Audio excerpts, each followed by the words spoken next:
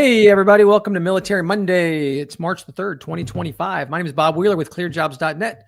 We're going to be talking to Luke Bistor from KBR today about just military transition topics. So we want to say thank you. Thanks for joining us. If you happen to be out there and you want to drop a comment in the thing, you can let us know things like who you are, where you're from, when you're going to get out of the military, anything like that. If we happen to see comments that come in or questions, we might be able to pull them into the discussion as well. But let's start off today. It's Military Monday. Like I said, we're talking to Luke from KBR.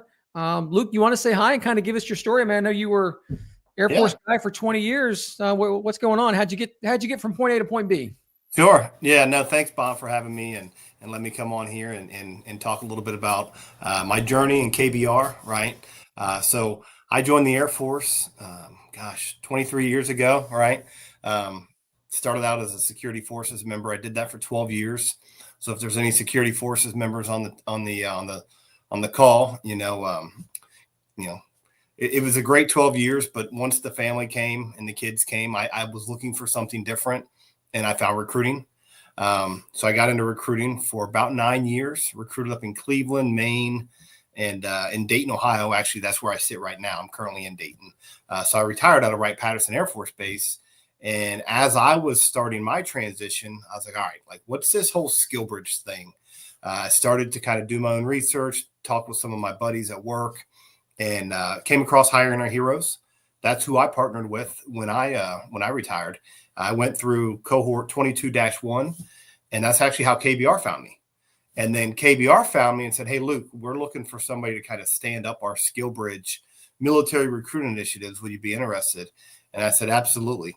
I had a couple interviews. At the time, my boss, or the person interviewing me, he's my boss now, but his name's Todd Pratt. He had a vision for KBR and this SkillBridge program to take off. He brought me on, and I had a chance to kind of, I don't want to say lead the charge, but just basically be a designated resource for military recruiting initiatives here at KBR. And that was 3 years ago. And that's how I got here. Yeah, that's great. And it's always good to see the folks that come out the other side, and organizations that can have folks who do this, where you're focusing on some military recruitment and SkillBridge stuff. We're going to talk about SkillBridge specifically towards the end of our conversation. This, by the way, if you're just joining us, we're here with Luke from KBR, a little 30-minute webinar that we got going on live on LinkedIn today. We'll talk about like I said, SkillBridge towards the end. We're going to talk about other things like transition timeline, how to start to prepare for things, how to deal with large organizations. But that's pretty cool that that not only did you use the SkillBridge, but you got a chance to stand it up. And so now your official position there at KBR is a military transition recruiter. Are you the only one, or are you one of a team? Yeah. There's a team of us. We have like a working group that we all pretty much support our business unit. So for my business unit, I'm the military transitioning recruiter, but the other 3 or 4 business units have their own point of contact. Some are still looking for, we had a guy here and he moved on, but yeah, for the most part, each business unit has their own military transitioning recruiter. So what does that mean to be a transitioning recruiter? So you're not specifically looking to fill a specific position as much as you're out there trying to help a specific group of people to navigate the system. Is that right? Is that how it works? Yeah. So if anybody has experience, recruiting in the military, it's a very different kind of program that we do here. You do a lot of lead generating activities, if you will. You do go to your hiring events, career fairs, college fairs, that kind of thing. But you're also wanting to build relationships with TAPS offices all across the country and get your company in front of them when they start thinking about SkillBridge. Obviously, you can go to the DoD SkillBridge website. KBR is on there. A lot of other great companies. But yeah, when it comes to like, what do I do day to day? I try to basically be the recruiter that I needed somebody for me to be. Right. And it's like, hey, like, where do I start? We can talk about KBR SkillBridge program, obviously, but that only takes about 5 or 10 minutes. And then it's like, hey, let me look at your LinkedIn. Let me look at your resume. Let me kind of give you some feedback. Maybe I can point you in a different direction if I don't think we're going to be able to place you here, because really, as much as I want to, I can't place everybody that I have meetings with at KBR. I just can't do it for whatever reason, but I can still point them in the right direction, right? I can still say, hey, use, check this, nonprofit organization out, or check them out, or, hey, call this person. They might be able to help you. So every day is a little bit different, but at the end of the day, you're trying to help a service member. And I just try to be the person that I wanted somebody to be for me when I was. Yeah. And there's a lot of folks like that out there. I mean, you were a recruiter for the Air Force for a little bit after you did your security forces. I was a recruiter. I recruited doctors for the Navy my last 3 years. And it is nice. I got to say, and I think you would agree, it's nice when you're on the other side to still be reaching that hand backwards and helping folks out. It gives you that sense of like, that's still that sense of mission, I think. Yeah. This is a very rewarding job because you're kind of, I used to recruit people at the front end to start the Air Force or military career, if you will. But now I'm catching them when they're retiring. So It's almost like it comes full circle because you're able to kind of, like you said, help them just like somebody helped us, Well, you know what? Let's roll in. Let's take that into our first topic. You were talking about the timeline. I mean, you don't get into the military in one day. You don't get out of the military in one day, and it takes some time. So that's one of the most common questions that people have. Or concerns, even if they don't ask the question, is like what to do. Sometimes they frame the question as, when should I start applying for jobs? And when we did our pre-call, Luke, we both kind of thought this is not the best way to go about it, right? Yeah. You're going to want to be proactive, right? If you're thinking, hey, I'm going to wait till my 3-month mark to start applying for jobs, I would encourage you the moment you get approved for separation or retirement, whatever it may be, and even throughout your time in the military, start networking, right? Leverage tools like LinkedIn and some of these other programs that you can use to start making meaningful connections with people like hiring managers and recruiters, so that whenever it does come time for you to separate, you're not kind of starting, from square one. You've already been making all these relationships so that whenever you do start applying for positions, they're like, oh yeah, I know Bob. He's always commenting, on my LinkedIn posts and sharing it and liking it and really helping me out. Of course, I'll get your resume to the hiring manager, Bob. Not a problem, right? Versus just kind of like, hey, I need a job in 3 months. Can you share my resume with the hiring manager? And it's like, well, sure. But like, sometimes you can kind of be a little bit more proactive. So I would encourage people to start as early as they can once they know that they're separating. Yeah. I had talked to one person one time, said, I think he was a Marine. So if you remember, I don't know what's Air Force basic trainings like in San Antonio or whatever, but in Marine Corps, you get the yellow footprints, at Parris Island.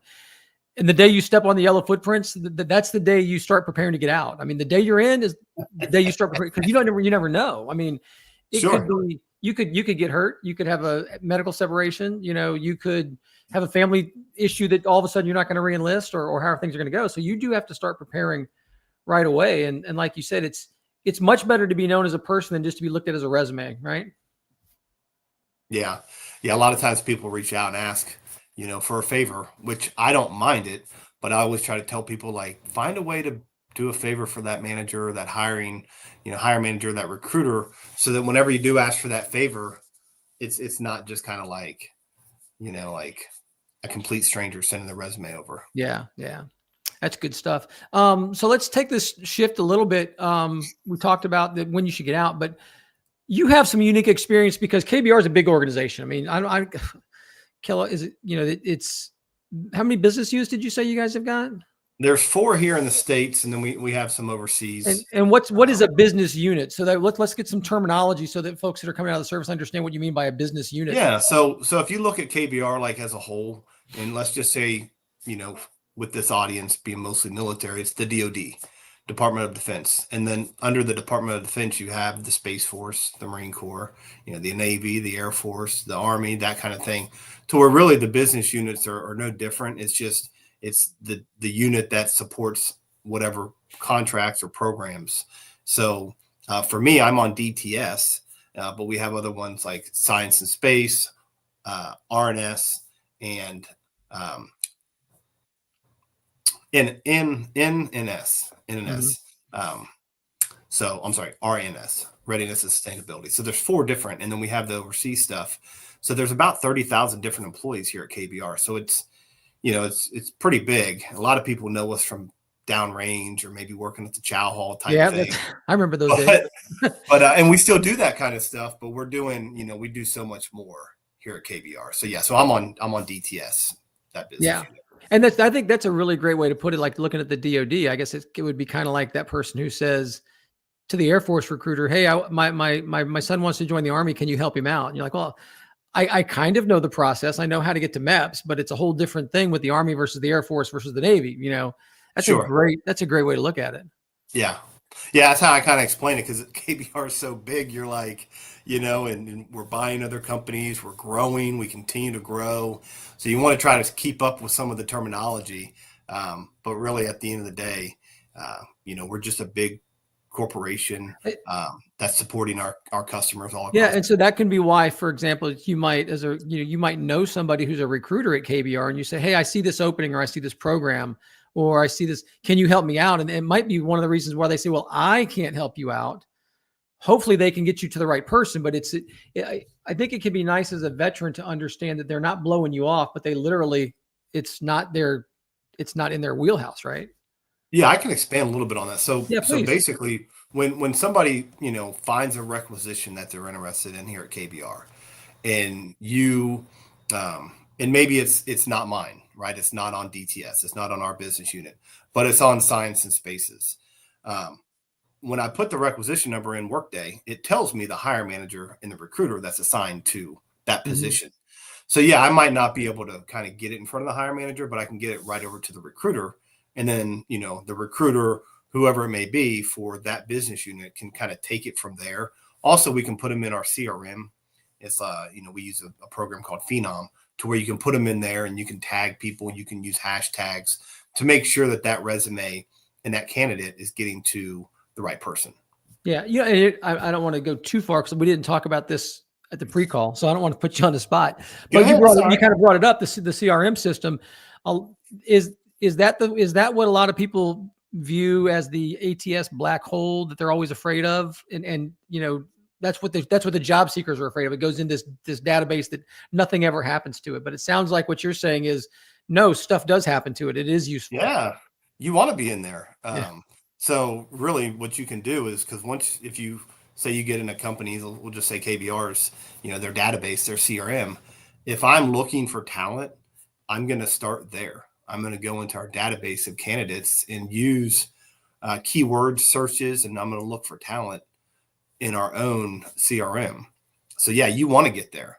That would be the first place to be, because companies are going to use their own lead generating activity, or not activities, but like their processes when it comes to what are they doing with their candidates.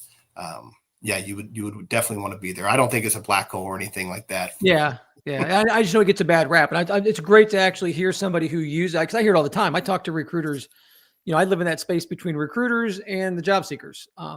And I know what it really happens, but I also hear well, it's just, if I put it in there, it's just the bad rap, just like a lot of other things. Well, it's part of it, right? So kind of going back to networking and when should I start, I get so many referrals where people are like, "Hey, I got a friend that's getting out and they're a Navy pilot. Could you reach out to them?" Right. And then you reach out to them, you have the SkillBridge conversation. Next thing you know, they're in our SkillBridge program. So it's a piece of it, but it's definitely, whenever you're kind of doing everything, you do want to be in that CRM while you're also kind of doing these other things. Yeah. Sure. Yeah. So let's take this over to talk some SkillBridge. We're talking, by the way, for everything, if you're just now joining us, we're talking with Luke Bistor from Kellogg. It's Kellogg Brown and Root. Am I saying that correctly? Did I get it right? Yeah. KBR. He is the military transition recruiter. So you've got a lot of experience in SkillBridge as not just a client, but also a user, you could say, type thing. Yeah. So I feel like I'm pretty good at it. Yeah. So what is it, man? How do we use it? What should these folks know if they've got, a year or so left in the service? Yeah. So, all right. So if you're not familiar with SkillBridge, it's a DoD program that basically was put in place about 12 or 13 years ago to kind of help bridge the gap from military service to, civilian employment, right? So there's a lot of different SkillBridge opportunities out there. There's some that are, you might go through and get your PMP certification.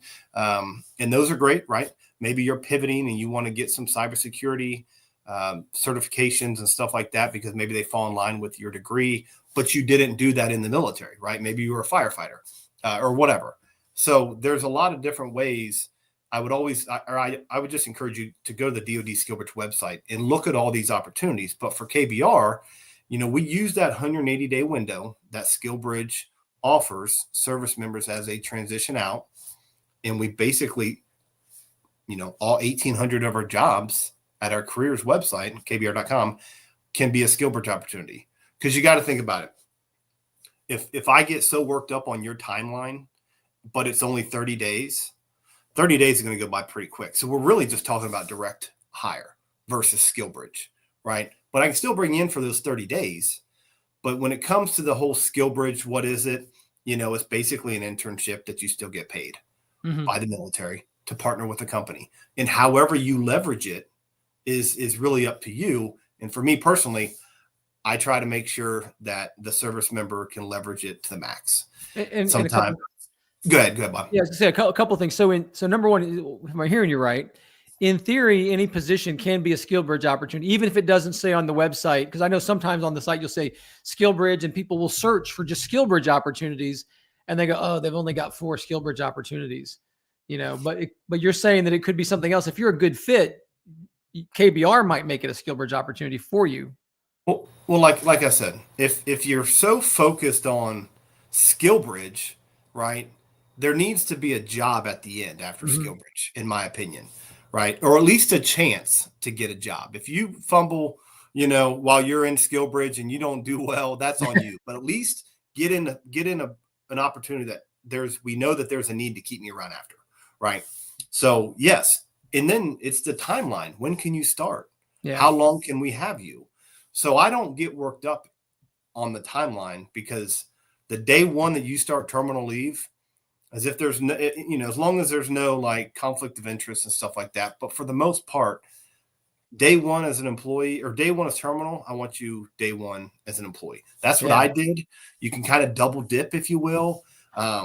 Make sure that new income is coming in before you're a civilian, which is very important. So it's like in some ways it's an extended job interview too, because really if you get there, and you're not the first one. You actually kind of took the words out of my next question. You're not I've talked to a number of people who do SkillBridge, and they like to point out that the real goal behind it is to be a hire. It's not a training program necessarily, like, oh, we just feel sorry for you. We want to give you some experience and give you something to do and send you off on your way somewhere else. The goal really should be of like, if we take you on and you do what you're supposed to do, we kind of expect that we might be able to give you a job at the end, right? And that's why I run the piece that I have here at KBR. That's why I run it the way I do, because we're not here to waste anybody's time. And the service members are catching on to where they're like, look, I'm not just looking for an internship, for the experience. I got 20 years of experience. I know what I can bring to the table, but I want to use my experience in the military to help me land a job. So again, with the timelines and all the things factored in, it's just like, hey, any job can be a SkillBridge opportunity versus like, some of our business units do advertise SkillBridge only opportunities, and that's okay. But for the most part, at the end of the day, they can all be a SkillBridge. Yeah, good stuff. So SkillBridge wise, what if you're coming from another location? I mean, do you have to live in the place where the job is? I mean, you were in the military. I was in the military. You could be in Korea. You could just be stationed in Camp Lejeune, North Carolina, but you're deployed, overseas at the moment for 6 months before you get out. I mean, we know how tough that can be to get out of the service when you're in a weird location, whether it's Arizona, Fort Huachuca, or Seoul, Korea. But well, can SkillBridge still be useful? Is it kind of useful? How does that play? There. Yeah. I will highlight before I forget. We just placed our first SkillBridge in Spain, in Rota, Spain, on Friday. Yeah, which was a big win. And Stephanie, the TAPS coordinator there, she was a big help in that. So we're kind of I got them the paperwork and get them all set up. But so a big win there. And the reason I'm touching on the overseas piece is if you are currently overseas and there is a presence with KBR on base, then which you guys have a presence globally. You're everywhere. Yeah. Yeah. So 2 years ago, we placed somebody in Japan. Last year we placed somebody in Korea, and then this year, we have the Spain placement. Where actually his friend wants to do SkillBridge over there too, so we should have two. But as long as the company is on the base, then you can do SkillBridge. Where it gets tricky, Bob, is if you go from stateside overseas. Oh, okay. Right. Yeah. Because that commander has to approve you to travel out of the. Well, it's hard enough to get them to just approve the SkillBridge Sure. to begin with. Yeah. Now I have had people do SkillBridge stateside and travel, right? We had one travel to Turkey. Yeah. Our commander approved it and stuff, but she was doing a stateside SkillBridge. So to answer your question, how does the location factor in? There's just got to be a conversation, because there's so many moving pieces to where it's like, hey, I'm at Ramstein and I'm moving to Huntsville, Alabama. Okay, let's get you, if it's a good fit, the hiring manager wants you, maybe you do 3 weeks SkillBridge while you're still in Germany, but you're also able to kind of, do the admin stuff, out process the military, and then everybody kind of knows that you're going to ultimately end up in Huntsville. It sounds like you guys have really got that SkillBridge stuff locked on over at KBR, Luke. I mean, really, and I think that's a testament to having, an organization that's big enough to have somebody who can just focus on it too, or not. I mean, you do other things than that, but it's got it's not just a side gig, which some of the smaller companies do have side gig SkillBridge. I'm not going to knock those at all, but when you start getting these complicated pieces, having a position like yours, it can be really, really valuable. The continuity is important, because a lot of these, hiring our heroes and some of these other partnerships that we have, they want to talk. Typically, they want to talk to one person who can, there's some continuity there. So yeah, it's we're not doing this for part-time results. We're getting full-time results, because it's important. And I'd be wrong if I didn't at least say the leadership and the senior leadership at KBR has fully bought into this SkillBridge program. Can't say enough about him. Todd Pratt, he actually was my manager and he hired me, and then now he's our director. So Todd, big shout out to Todd. Super thankful for Todd. That's my guy. And Matt Majoris, he was here for the last 2 years. He's moved on to another awesome opportunity, actually. But they've been huge for the growth of SkillBridge. There's still a lot that we can do with the program, but I'm very happy with where we've gotten it from, 3 years ago to really kind of just have a dedicated resource. Yeah. Well, hey, so if you're out there and you're looking to meet with companies like SkillBridge, we've got a couple of job fairs coming. But KBR was just at our last job fair that we had. I don't think you were part of that team, Luke, but you had a lot of recruiters there, because we had a lot of job seekers there as well. It was a virtual event, just happened last week. But our next one coming up is for polygraph cleared folks only. So CI and full scope poly folks. It's going to be in Dulles, Virginia in a couple of days. We've got an all clearances event coming up in Tyson's Corner on April the 3rd.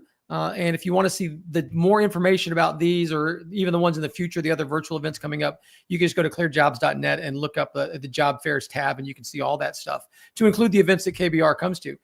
So if they want to talk to you, Luke, LinkedIn is one way, right? They can hit you up there.